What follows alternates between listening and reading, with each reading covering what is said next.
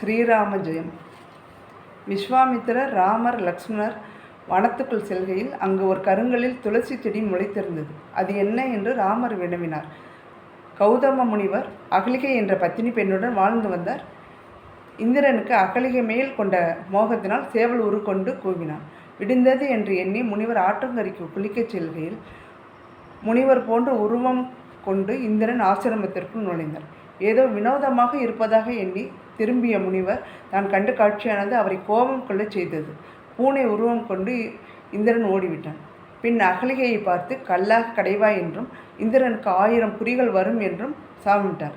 எதுவும் தப்பாக நடக்கவில்லை, எங்களை மன்னித்தருள்க என்று கேட்டதற்கு ராமர் பாதம் பட்டதும் பெண்ணாக மாறுவாய் என்றும் இந்திரனுக்கு 1000 கண்ணாக மாறும் என்றும் சாப விமோசனம் கொடுத்தார்.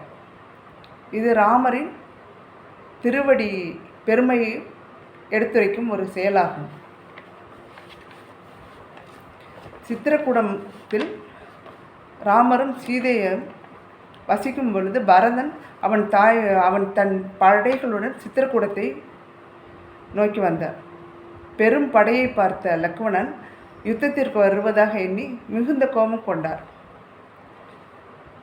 ஆனால் பரதனின் வாடிய முகத்தையும் புழுதி படிந்த உருவத்தையும் கண்டு ராமரும் லக்ஷ்மணரும் மனம் இளகினர். தன் தந்தை இறந்த செய்தியை கேட்டு ராமர் மிகவும் வருந்தி அவருக்கு செய்ய வேண்டிய காரியங்களை செய்து முடித்தார். பரதன் ராமரை அரசாள அழைத்தார். தந்தைக்கு செய்து கொடுத்த சத்தியத்தை மீறமாட்டேன், தவறமாட்டேன் என்று அவருடன் வர மறுத்துவிட்டார். ராமருடைய பாதுகையாவது கொடுங்கள் என்று பரதன் கேட்டு ராமரின் பாதுகைகளை தன் தலைமேல் வைத்து, இதுவே என்னுடைய மணிமகுடம் என்று கூறி நந்தி கிராமத்திற்கு சென்று பாதுகைகளுக்கு புனித நீராட்டி சிம்மாசனத்தில் வைத்து அதன் கீழ் இருந்து அரசு காரியங்களை ராமர் வரும் வரை செய்தார். ஆஞ்சநேயர் சிறந்த ராமபக்தர். ராமர் மீது கொண்ட அதிக அன்பினால் அனுமன் கடலை தாண்டி சீதாதேவியை காணச் செல்கிறார். அங்கு சீதாதேவியை கண்டு அவரிடம் சூளாமணியை பெற்று ராமரிடம் வந்து கொடுக்கிறார். சூளாமணியை பெற்றுக்கொண்ட ராமர் மிகுந்த மகிழ்ச்சி அடைகிறார்.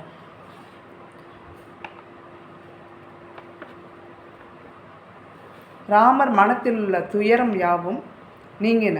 கண்களில் இன்பக் கண்ணீர் பெருகிற்று. மார்பும் தோளும் துடித்தன. அங்கதனும் ஜாம்பவானும் இனியும் தாமதிக்காது உடனே புறப்பட்டு வானர சேனைகளுடன் சென்று இலங்கைக்கு சென்று சீதாதேவியை மீட்டு வருகின்றனர். வெற்றி பெற்ற ராமரும் சீதையும் அயோத்தி வந்தடைந்தனர்.